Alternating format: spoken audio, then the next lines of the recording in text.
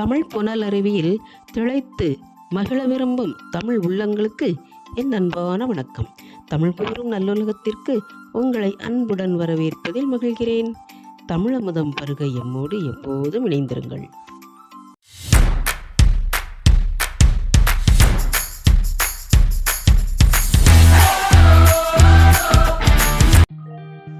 மனிதன் தன் அறிவு கொண்டு எல்லையில்லாத ஆற்றல்களை வெளிப்படுத்துகிறான்.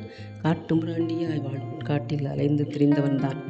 ஆனால் நெருப்பை கண்டறிந்தவுடன் உணவில் சுவை தேடினான். சக்கரத்தை கண்டறிந்தவுடன் தொழில் பல கற்றான்.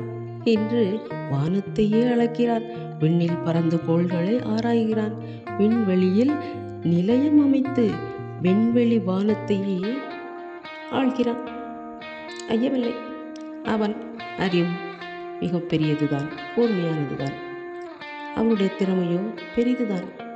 உயிர்களிடத்தில் காட்ட வேண்டிய அன்பை விதைக்காமல் ஆணவத்தை வளர்த்துவிட்டால் என்னாகும்? பாருங்கள், தட்சனை பற்றி கேள்விப்பட்டிருப்பீர்கள். தாட்சாயனுடைய தந்தை.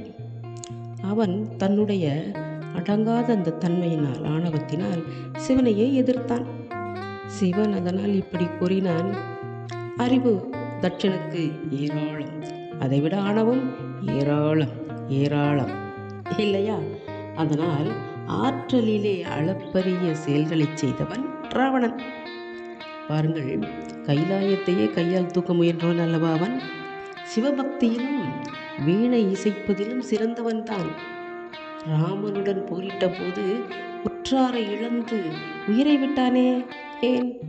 மனித பண்பாகிய அன்பு, இரக்கம், கருணையின்றி பிறன்மனையாளாகிய ராமனுடைய மனைவியானே அந்த சீதையை கவர்ந்து சென்ற கயமத்தன்மை உடையவன்தானே அவன். அவனுடைய கயமைத்தனம்தானே காரணம். அன்பு, கருணை, இரக்கம் மட்டும் போதுமா? மனித பண்பு வேண்டாமா?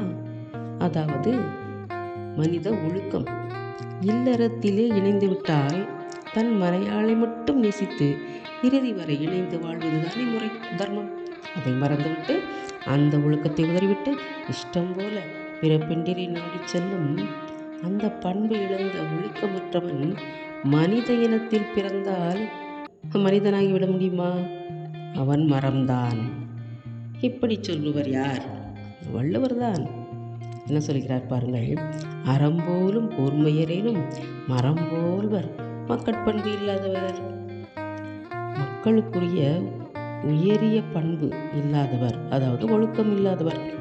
மரத்தை அறுக்கக்கூடிய கூறிய அறம்போல் கூறிய அறிவு உடையவர். ஆனாலும் ஓரறிவு உயிராகிய அந்த மரத்தை போன்றவரே ஆவார். அதாவது அவருடைய விளக்கம் என்னவென்றால், ஆறறிவு இருந்து பயனில்லை, ஒழுக்கம் இருந்தால்தான் மனிதன், இல்லை என்றால் மரம். என்ன அருமையான ஒரு திருக்குறள் பாருங்கள். மனிதநேயம் காப்போம், சிந்திப்போமா? மீண்டும் சந்திப்போம். நன்றி, வணக்கம்.